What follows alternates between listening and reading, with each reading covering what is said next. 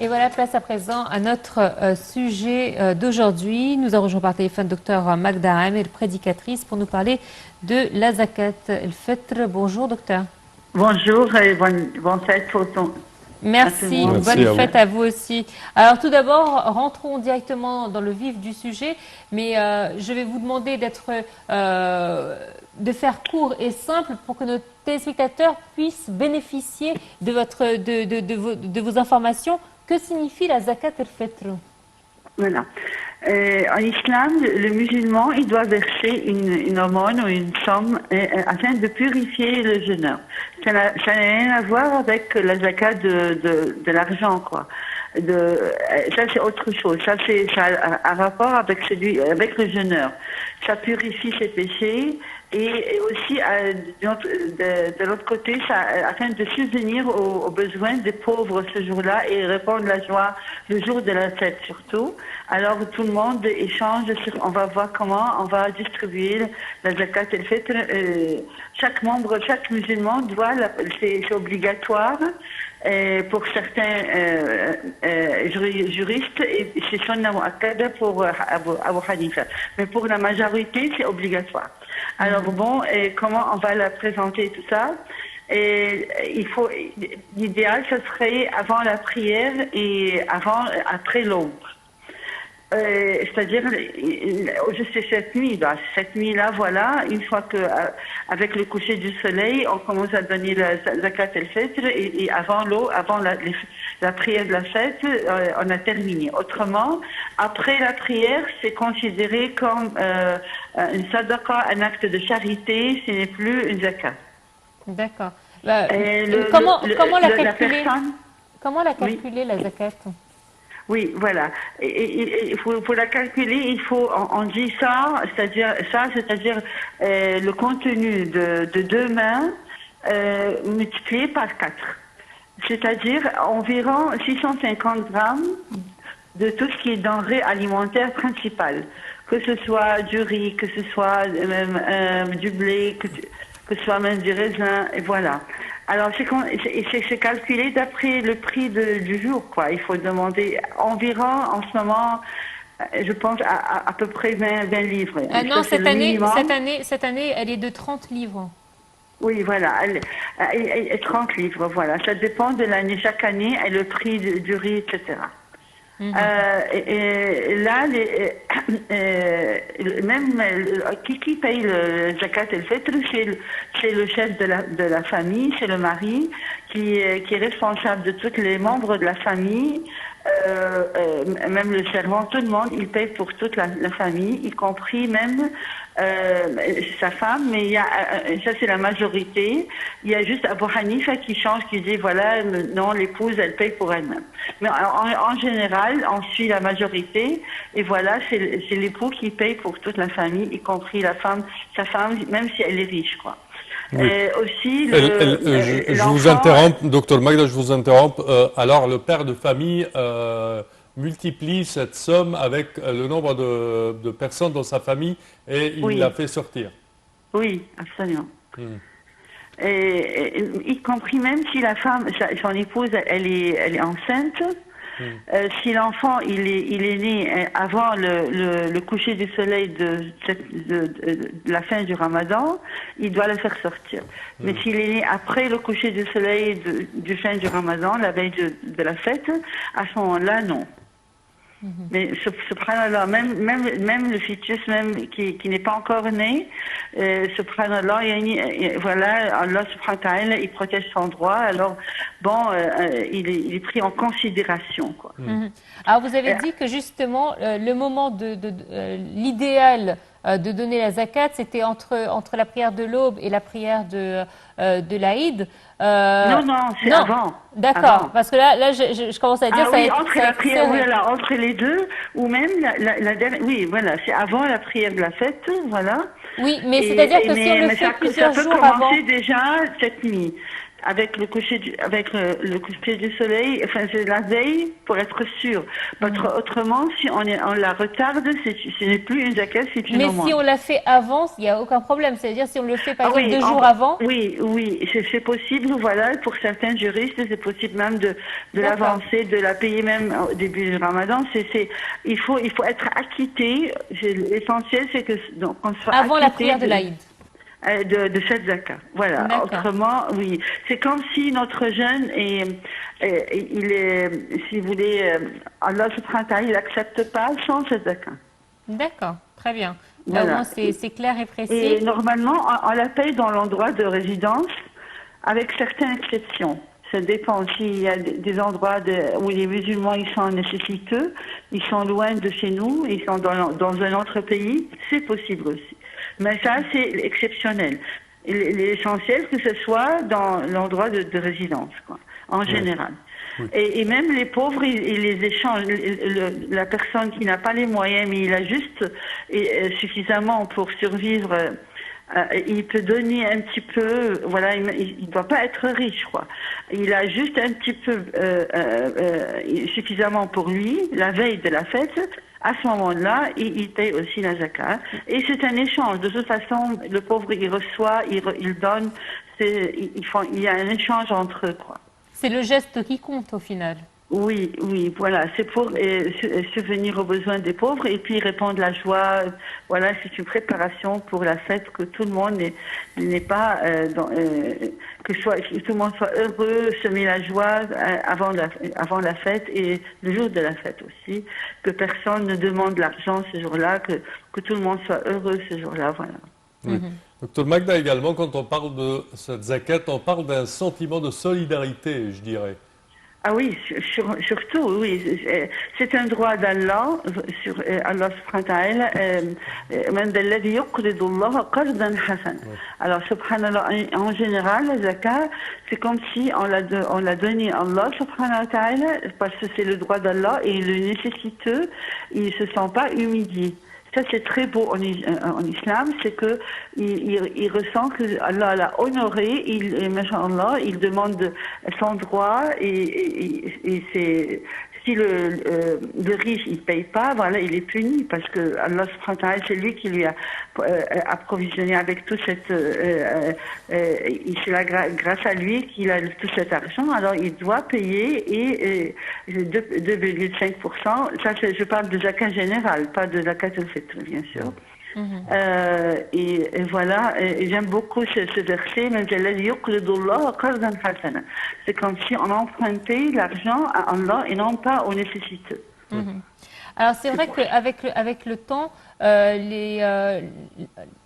le lieu où donner la zakat a évolué, c'est-à-dire qu'avant, les gens pouvaient le donner à des connaissances qu'ils savaient qu'ils étaient pauvres. Il y a des gens qui donnaient à la mosquée, qui, elles, distribuaient ensuite la zakat. Aujourd'hui, il y a des associations, il y a des hôpitaux.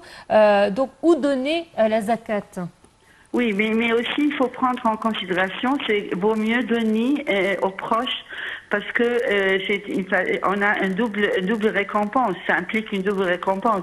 Et aussi, ça fait souder les liens de parenté. Alors, bon, il faut veiller à ce que ce soit les proches qui bénéficient de cette zakat aussi. D'accord. Voilà. Et ça, c'est la priorité. Donc, en fait, voir autour de nous qui a le plus besoin, eux passent en priorité par rapport aux autres. Voilà, c'est dans la famille, avant tout dans la famille, les proches, et puis ensuite on voit les autres. D'accord. Oui. Quand on parle, Dr Magda, de la fête de Eid al-Fitr ou le petit Bayram, on parle de plusieurs habitudes, coutumes musulmanes même. Si vous pouvez nous en parler. Oui, voilà. Et moi, j'aime bien souligner qu'en islam, la fête en islam, elle débute même la veille. Aujourd'hui, on a takbir, la supplication d'Allah, Allahu Akbar, la ilaha illallah, wahdahu la sharika lah, Allahu Akbar kabira, etc. Toutes ces invocations, c'est même la veille, ça éveille en nous la solidarité, la fraternité. Les musulmans, vraiment, ils ressentent que, mashallah, la joie, quoi. Il y a rien, on n'est pas contre la joie de Eid et tout ça, et c'est pas interdit, mais et la preuve c'est qu'il faut pas jeûner le jour du Eid, il faut pas, il faut manger, et fait même ce sunnah de prendre une date ou quelque chose avant de la prière du Eid, pour montrer que ce jour-là c'est pas un jour de jeûne. Il faut pas non plus visiter les tombeaux, parce que ça c'est interdit aussi. Parce qu'il faut vraiment jouir et récolter le fruit de notre piété. Inch'Allah, la piété, parce que là, il faut jouir de vraiment qu'on a récolté le fruit de notre jeûne. C'est vraiment, alhamdulillah, on a renforcé notre foi. On a forgé notre patience. Tout ça, c'est des chances Inch'Allah, du jeûne. Et ainsi, il faut, une fois qu'on se sent, Inch'Allah, acquitté parmi ceux qui sont acquittés de l'enfer et qu'on jouit vraiment de notre alhamdulillah, qu'on a excellé dans notre adoration à Allah, alhamdulillah, durant le Ramadan, et surtout les 10 derniers jours, comme on dit, avant chaque Aïd, si vous remarquez l'Aïd de Fitr, et puis on a l'Aïd de Kibir, les deux, on a 10 jours intensifs de dévotion pour adorer Allah, des bonnes œuvres, les 10 derniers والفجر وليالي العشر والشفع. So Allah subhanahu wa ta'ala, il a juré par ces 10 jours. Et ainsi, on ressent qu'on est fatigué, on a, alhamdulillah, on a fait de notre mieux. Et voilà, et alhamdulillah, on n'a pas le droit aussi, durant durant le jour de fête, par exemple, de boire de l'alcool ou de commettre des péchés. Non, on peut être très heureux et tout ça, mais on le manifeste d'une manière, alhamdulillah, légitime et tout. Alors, je voudrais revenir sur le mot zakat. Quelle est la différence entre la zakat qu'on fait tout au long de l'année et celle de Fitr, mis à part le calendrier, bien évidemment, qui nous oblige de faire zakat et le Fitr après le Ramadan, enfin pendant le Ramadan? Oui, la zakat en général, c'est calculé durant un an lunaire. Alors ensuite, on calcule si le nesab, c'est à peu près 80 c'est exactement 85 grammes d'or et d'après le prix, voilà, on calcule le prix du jour.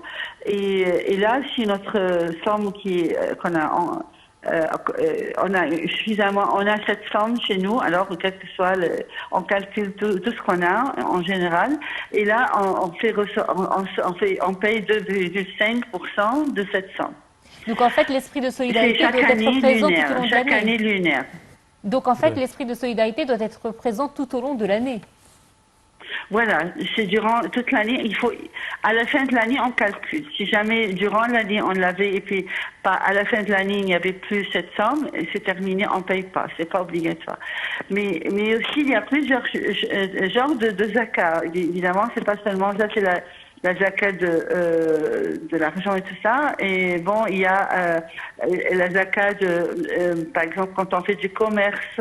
Alors ça, c'est autre chose, là. Là, on calcule le profit et le 2,5 du profit aussi. Mais lorsqu'on vend, par exemple, un immeuble, on a un immeuble, le jour où on le vend, avant, non, on ne paye pas. Mais juste le jour où on le vend, là, on calcule 2,5% et on paye pour l'année précédente. Parfait. Comment, Dr Magda, faire passer ces informations et ces coutumes et ces valeurs aux enfants, à nos enfants? Pour nos enfants, il indique que il incombe surtout aux parents, la mère doit jouer un rôle très important. Tout jeune, voilà, l'enfant qui a 4 à 5 ans, il faut lui apprendre à donner, à ne pas être égoïste, à visiter les pauvres, les orphelins. Et puis le prophète sallallahu alayhi wa sallam, il nous a appris que si on ressent que notre cœur est dur et tout, et quelqu'un est venu voir le prophète sallallahu alayhi wa sallam, il lui a dit je ressens le cœur très dur. Il lui a dit va, visite les orphelins et caresse leurs cheveux et tout ça. Et avec chaque poil, subhanallah, et Allah, il nous purifie de cette dureté du cœur. Et c'est évident parce que visiter les orphelins, c'est très important, et le jour de la fête aussi, mashallah, pour les rendre épanouis et répandre la joie pour eux. Ils ont besoin de tendresse, d'affection. Et ça, il faut commencer très jeune avec les enfants, ainsi pour leur apprendre à donner. Et ils doivent, par exemple, chaque année, ils doivent voir ça, j'ai pas besoin de ceci, c'est petit pour moi, c'est pas ma taille, etc. Qu'il apprend à donner et la charité, la générosité.